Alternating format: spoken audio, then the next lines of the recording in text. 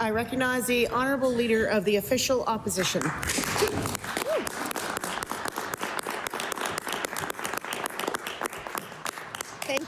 Thank you, Madam Speaker. I'm honoured to rise and reply to the speech from the throne. Congratulations to His Honour on becoming the Lieutenant Governor of this province and Her Honour, and congrats to the Premier and the PC Caucus on your successful re-election campaign. To all of the new members, welcome to the People's House. Welcome to the seats that represent 55 communities across our province. Seats that you will have the honour to occupy on behalf of our constituents.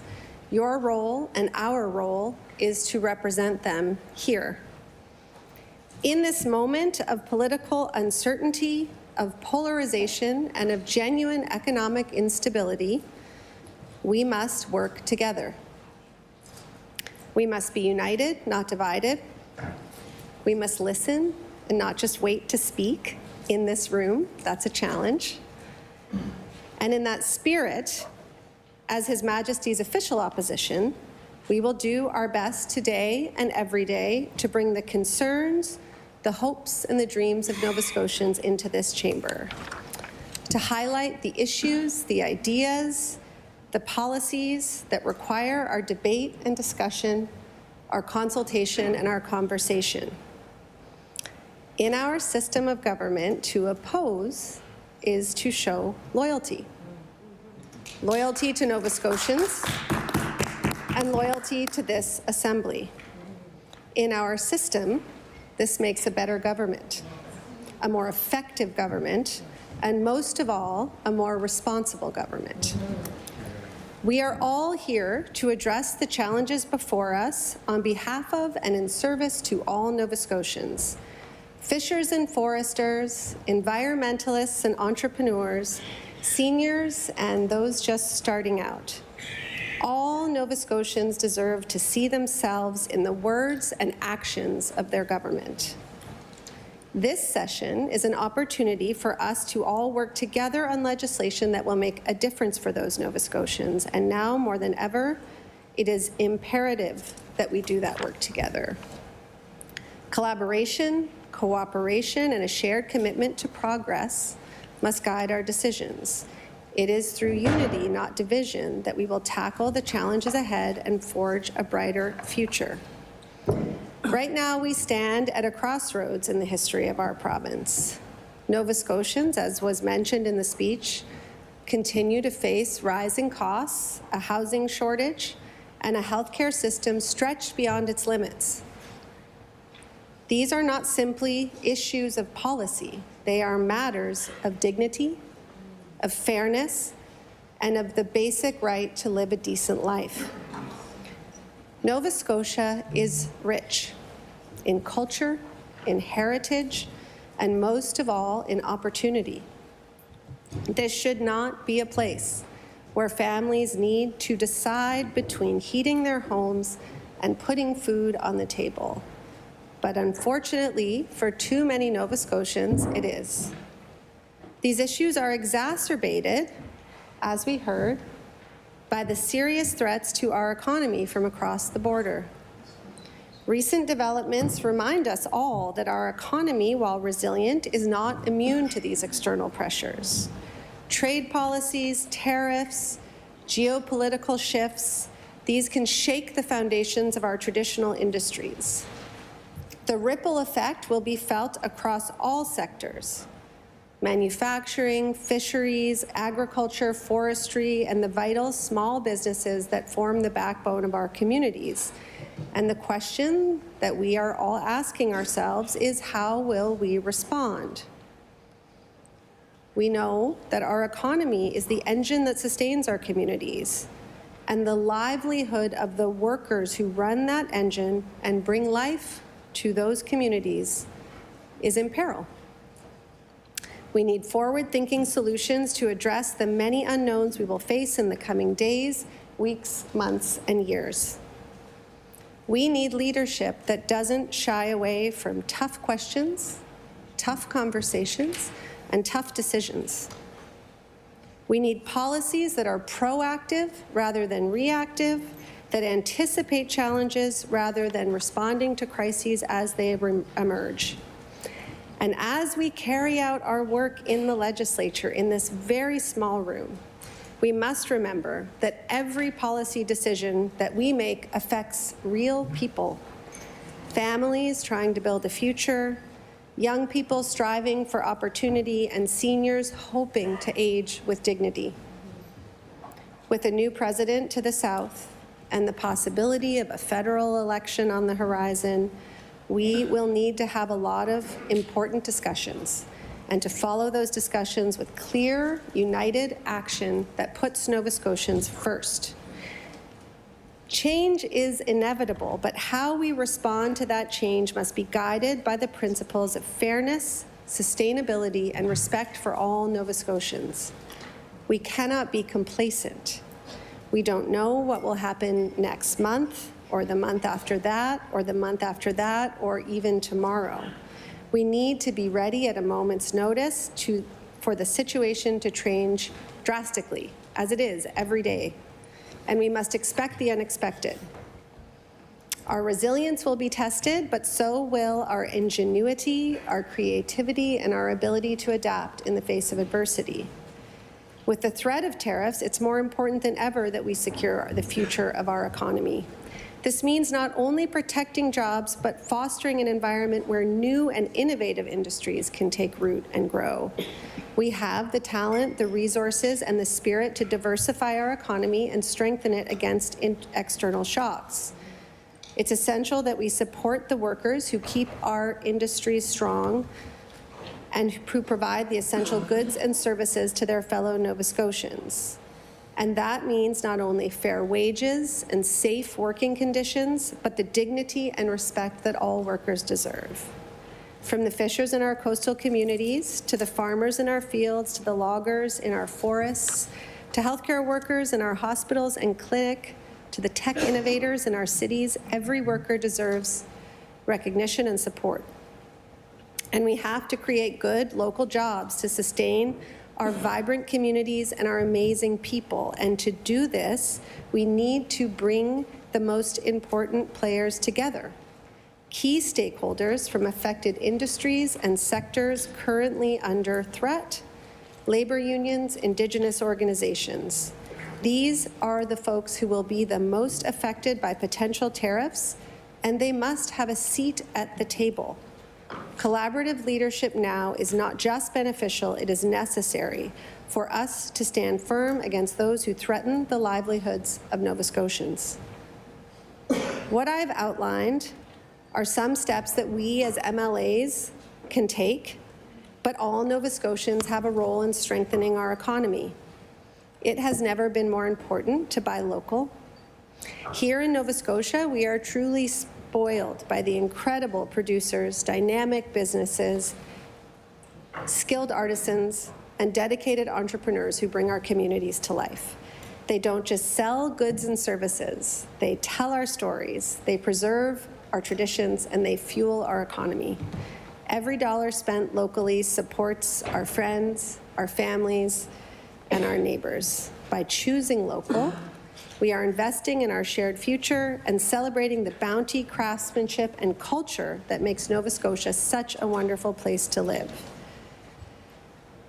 Despite the internal and external challenges we face, we cannot lose sight of our most important job here in the legislature, making sure that Nova Scotians can find good jobs, access the health care they need, live in a home that they can actually afford, and be able to pay for the basics. These are the building blocks of a fair, just, stable, and prosperous society. We're lucky to live in a province so rich with potential, and yet for many Nova Scotians, their hard work is not enough. The cost of living is rising, wages are not keeping pace, and local businesses are struggling under the weight of inflation and economic uncertainty. Nova Scotians reach out to us every day. Working families struggling to make ends meet as costs continue to rise, young people unable to find a place to call home, seniors waiting too long for the health care they need and deserve. These stories are not just heart-wrenching and sporadic, they are common. And we must address the root cause of these challenges, not just the symptoms. The issues facing Nova Scotians were not created in a vacuum. They are the result of inaction and of failure to prioritize the well-being of our citizens. Nova Scotians deserve better opportunities and better outcomes. It's time for policies that put people first, that invest in public services, that support small businesses, and that prioritize sustainable growth over short-term and short-sighted profit. We're pleased to hear in this throne speech that the government intends to take economic development seriously in Nova Scotia. In fact, it's the first time we've heard about economic development in 4 years, including on the campaign trail. We are deeply worried about this government's desire to overturn long-held bans on fracking and uranium mining against the advice of Nova Scotians and the industries that the government purports to represent, science and consultation. In the throne speech, it says that government will reverse bans to allow for meaningful discussion. I don't think I need to table it as it was just tabled. I would submit that that's the wrong way around. Hear, hear. Meaningful discussion is welcome and important. We do that before we reverse the will of the people and scientific study.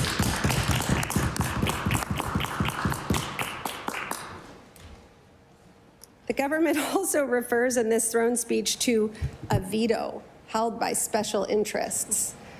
I think that some of the special interests whom this government is seeking to demonize so early in their term would be thrilled to know that they have a veto on this majority government's attempt to do whatever it is that they want to do. I assure you that that is not the case.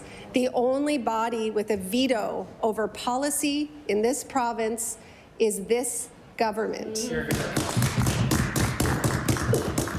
And we certainly hope that they use it wisely, thoughtfully, with regard to science, with consultation, with meaningful consultation with the Mi'kmaq, and in a way that benefits all Nova Scotians. Those bans were put in place for a reason: to protect our environment, our drinking water, our forests, our fisheries, our health, and our province.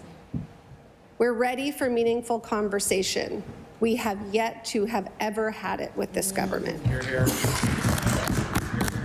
The Premier has presented no specifics about how lifting the bans would benefit Nova Scotians now.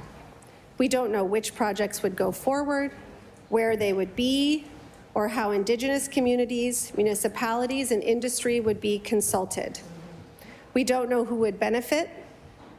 With weak royalty regimes and signals of reduced environmental assessments, there are questions that must be asked and answered before we move forward.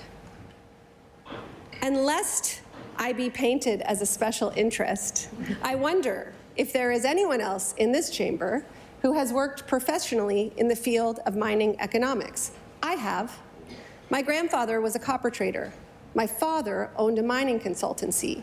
I am very aware with the economics of mining and drilling deposits. We haven't seen those economics make sense yet. It's not to say they won't, but pounding the drums and making enemies does not make mining more attractive. Reducing environmental regulations and companies seeing a windfall in a weak royalty regime like Nova Scotia might. And so my request and my warning is that as we go forward down this path, we look at the evidence. We make sure that this is something that is beneficial to Nova Scotians and that is beneficial to Nova Scotia and to our economy. and that this government has the bravery and the thoughtfulness and the leadership to actually engage with the people who understand this issue and are trying to have the conversation. Painting them as special interests is the lazy way out. Safeguarding our environment is not a fringe issue. It is central to the collective well-being of all Nova Scotians and to the legacy we will leave for future generations. It is also an economic driver of community development, tourism, recreation, and responsible natural resource development. This is a time to look to the future, not to return to the past. The future for our children, for our environment, for our province, and for our economic stability. We must continue to invest in the industries of today and the industries of tomorrow. Science, ocean technology, clean energy, construction, tourism, e-commerce, and the list goes on. We must create economic environment where local businesses can thrive and where workers receive fair wages for their labor. Nova Scotians deserve a government that will act decisively to ensure that prosperity is shared by all, not just by a few.